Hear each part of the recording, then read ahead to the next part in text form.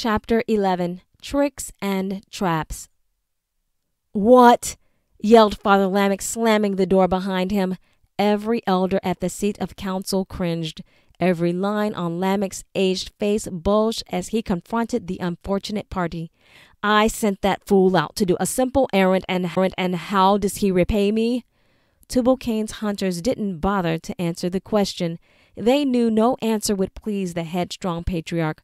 Jubal, now the leader in Tubal-Cain's absence, looked down at his father's feet. "With foolishness, that is how," said Lamech, pounding his fist on the table. The trays bounced, sending the contents sprawling. "I must admit I am surprised at you, Jubal. How could you let your brother ruin our mission?" Father Lamech didn't wait for an answer. Instead, he ranted non-stop until even the elders at the seat of council wilted under the insults of his foul tongue. "Lamech?" asked Jubal politely. He hummed a little tune as if he had not heard a word of the public dressing down. "Why, of course you may," replied Lamech. He shook his head in disbelief at his youngest son's complete lack of concern. "This be no place for a weak-willed dim-dim who cannot find the courage to avenge our honor. Place for a weak-willed dim-dim who cannot find the courage to avenge our honor," yelled Lamech, raising his fist to strike. "That is enough, father," said Jabal. He instinctively placed his hand on the dagger strapped to his waist and moved between Jubal and his father. "You accuse us, but this is Tubal-Cain's too weak-willed to do it yourself." The rest of the exhausted troop looked as if their bravado was returning too. Every hunter placed his hand on his weapon, ready for a confrontation. "Please, pardon our excitement, honored ones," soothed Father Cain, finally standing up to move between the elder and his sons. "This unexpected news is concerning." He paused to glare at the younger elder Lamech. "But we of the council do appreciate your service. Please allow us to discuss this without interruption," he said as he gestured towards the door. Immediately, a Sabasi appeared to open it. "Be refreshed now from your journey," said Cain. "The Sabasi will take you to your meal and give you the pledge promised for your efforts." Father Cain waited until the door closed and continued calmly. "Let us not jump to conclusions. Perhaps Tubal-Cain chose wisdom. We were not present to know one way or the other, said Cain. He did not want to needlessly slander his namesake Tubal-Cain. If the Elohim are ready to remedy the situation and deliver on their promises, this alliance may still prove true. "Faugh! I will believe it when I see it," replied Father Lamech. "There has been too many broken promises from the B'nai Elohim. The weapons they promised are inadequate. The new breeding techniques for the livestock are unreliable, and the childling is a threat. I say we just go kill it," he fumed, not even bothering using the guise of the wolf to hide their intentions. "What?" see Yabasheth from the corner of the room. "Do you want to bring unnecessary wrath on us all?" "Medisi Yabasheth is right," said Father Cain. "Our only course of action is to wait, at least until sun sleep tomorrow. The abode of the divine is well guarded, especially Samjaza's dwelling. And I fear the trackers sent with Tubal-Cain have revealed our hand. If the Elohim fulfill their portion of our covenant, no further course of action is needed. If not, said Father Lamech, we will be ready. That I guarantee." Methuselah's time, location, Seti of Seth, Adama, first dimension. Methuselah added another magma stone to the pit and stirred the fire to life again. He settled across from Tafara so he could clearly see the door, just in case. He settled down to watch until first light, straighter, and stared into the flames. The smoke seemed to swirl and thicken into a figure of a man right before his eyes. He rubbed them. "I must be more tired than I realized," he chuckled to himself. "I'm seeing things." "Methuselah," said a voice in low tones. Methuselah frowned and shook his head. His eyelids fluttered and he grunted, then fell asleep. "Methuselah," the voice called again, a little louder. "That is not how it is done," said Anami emphatically. "Always start off like this. Behold!" Tafara woke with a start. She sat straight up and looked around the room. "Did you hear that noise?" she asked. Methuselah did not respond. "Are you sleeping, Methuselah?" she asked. "What?" He sat up a little straighter. No, of course not." He grabbed the metal rod and jabbed at the fire. "I could have sworn I had just heard a voice," said Tafara. "I did not hear anything," said Methuselah. He walked over to the door, opened it, and looked around. "There is nothing." "You must have been dreaming," he said, shutting the door. "Go back to sleep. I will wake you at first light, and we will leave for Nod." Tafara looked doubtful, but she was too tired to argue. "Fine, but no more sleeping." She laid her head back on the cushion and fell asleep almost instantly. "Now let's try this again," said Delmar, "this time without waking the girl." "And just how do you propose we do that?" asked Anami. Her senses seemed to be heightened. Delmar explained. "Show him how to release brilliance, Anami.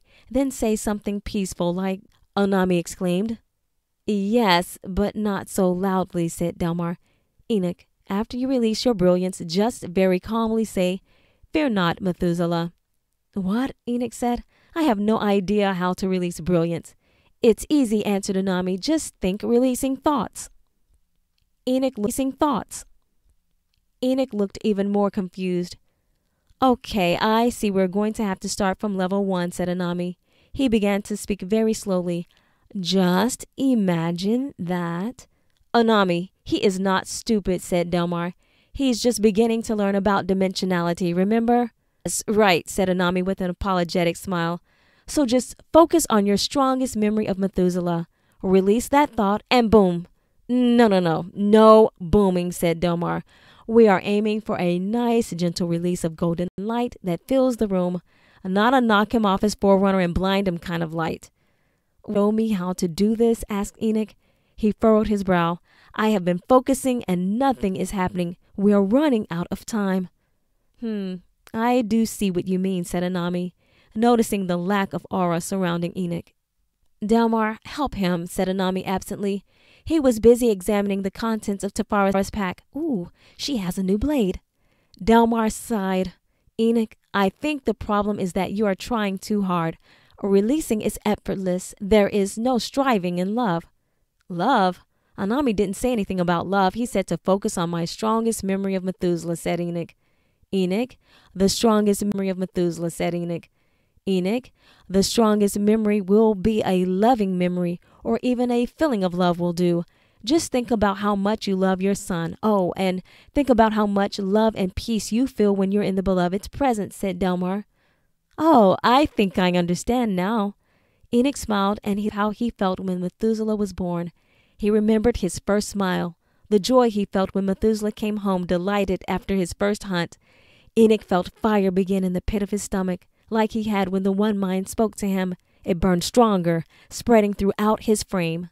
"There you go," said Anami excitedly. "You just pierced the veil." Tremendous golden light filled the room, and along with it a sense of peace. Now say it," whispered Delmar excitedly, poking him in his side.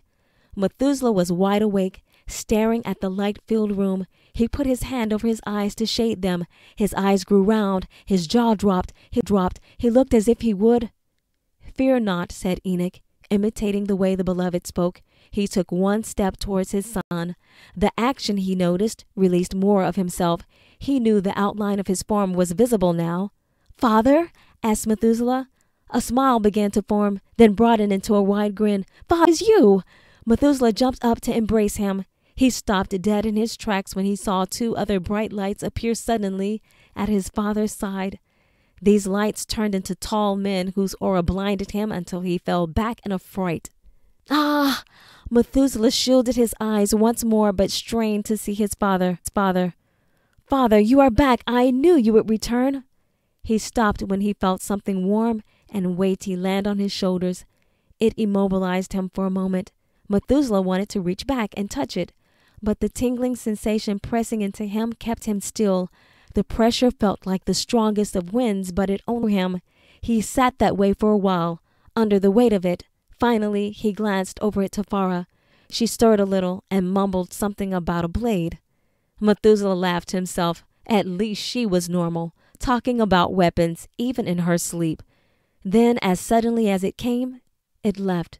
The pressure as it came, it left. The pressure was gone. What was that?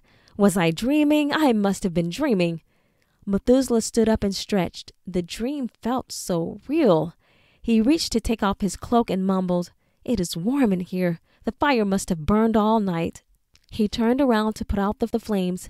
The pit was full of ash. There was no fire. Then he noticed it. Familiar sleeves hung loosely around his outstretched arms. Letters and symbols were embroidered into the hem of the garment. Adam's tunic! He gasped as he pulled the garment away from his chest. Methuselah, no one was there. The dream, Father Enoch, it was real, he whispered. So, it is final then. Methuselah dropped his head. I have the bearer's garment and the scrolls. Now he knew his father would not return. He did not even speak with me. He left me again. Methuselah, a quiet voice said. Methuselah spun around, searching again. Father, he whispered. Methuselah. This time the voice seemed to come from inside his head, but it was not his voice, nor Enoch's. The pit of his stomach burned with fire. Yes, he answered the voice, feeling heat spread throughout his frame. Read the scroll. He will be fine, said Delmar. Do not worry. I do wish we could travel with him to Nod, said Enoch. So do I, said Anami. I bet there will be patient, and I can't wait to see Tafara use that double back blade maneuver. Captain Anami of the Alpha Company, said Delmar. Have you been teaching Tafara the positions? Of course not, said Anami. How could you even suggest such a thing? I would never do that. He gave Delmar a pat on the head. But if some humans are sensitive to multidimensional dream waves, well, there isn't anything I can do about that. Delmar frowned. The sooner we return Enoch to heaven's realm and you to your new post, the better, said Delmar. Then he softened his expression when he noticed Enoch's forlorn gaze. You will feel better when you return to the upper dimensions, where the beloved's perspective prevails, explained Delmar. You have completed your mission. You obeyed. Even though you wanted to say more, to do more, you obeyed. Now you can rest. Yep, said Anami. It's just good old Code Ethics 101. Every act of obedience brings peace. That is principle number 1. If every act of obedience brings peace, said Enoch, what does a little disobedience bring? Methuselah's time. Location, Avonland, near Seti of Nod, Adama. First dimension. Methuselah and Tafara ascended the last incline on the far reaches of the 7 hills. Methuselah shifted uncomfortably on his forerunner, still getting used to the weight of the bearer's garment underneath his own cloak. He yelled back over his shoulder. Not much further now, said Methuselah. It was almost sun's peak. They had made excellent time due to a few shortcuts Tafara had suggested. Rock put us just ahead, almost one sunshade. Of course it did, said Tafara. I am only the best tracker that... Ho! Look ahead, Methuselah. Tafara pulled the reins of her forerunner, slowing the creature down to a trot. Methuselah followed suit. Yes, I see it. How many? Looks like just one. Looks like just one, but more could be following at a distance. For truth, said Methuselah, slowing down his forerunner to a walk. Tafara slowed as well. There, she said, pointing to an enclave under a towering father tree. We can take cover there and find out. Agreed, said Methuselah, moving the animals out of sight. I will cover our tracks. And I will do what I do best, said Tafara with a grin. Okay, but do not go overboard. Traps! Tubal-Cain swung his arms wildly, flailing them back and forth to keep from hitting the tree. Who in Adama's name puts traps in the middle of Avon? Tell me, Tubal-Cain, said Tafara. She stepped from behind the bushes, covered in leaves from head to toe. Why does a tracker such as yourself not see a simple trap in the middle of Avonland? You'll be most fortunate I did not have more time, or you would be doing more than hanging upside down. Blade and slashed the intricate knot in one motion. Tubal-Cain came tumbling down and landed in a pile at her feet. Tafara tilted her head sideways, noticing the resemblance between him and Nema. I am truly sorry for the discomfort, she said, remembering the reason for her journey to Nod. She stretched out her hand to help him up. You will not be getting the sensation back in your limbs for quite some time. Those ropes were laced with eldenrod. Tubal-Cain grimaced. He massaged his feet with both hands, trying to rub away the numbness caused by the poisonous plant. Said, I was on my way to pay my respects to your sister Nema. In spite of the differences between our clans, we were close. Tefara noticed for the first time his disheveled appearance and lack of preparation. Where was his tracker's pack with his supplies and gear? All he had with him was a tall rod. Why are you out this way? She eyed him suspiciously. Should you not be with your people, preparing for the rites of passing? That is the reason for my haste, Tefara, said Tubal-Cain. There may not be a rite of passing. If I hurry and I get what I'm searching for, there may just be, well, a celebration.